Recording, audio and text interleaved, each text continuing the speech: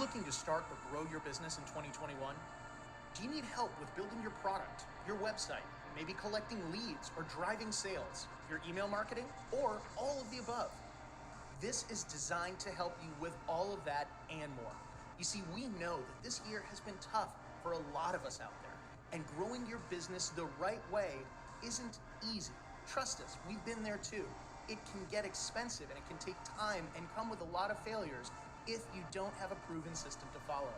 That's exactly why we wanted to help a group of entrepreneurs like you head into the new year with some momentum.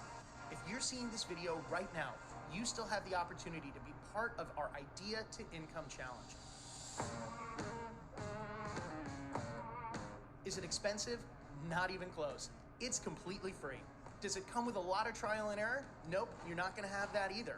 We're going to walk you through our proven processes every step of the way so you can skip the failures and launch your business on Kajabi the right way.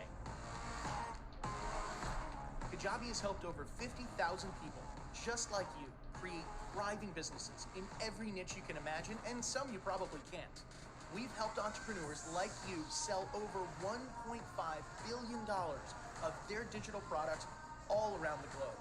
And Kajabi is supporting thousands of 6, 7, and 8-figure businesses. Whether it's cooking, yoga, home repairs, there's people out there ready to pay you for what you know.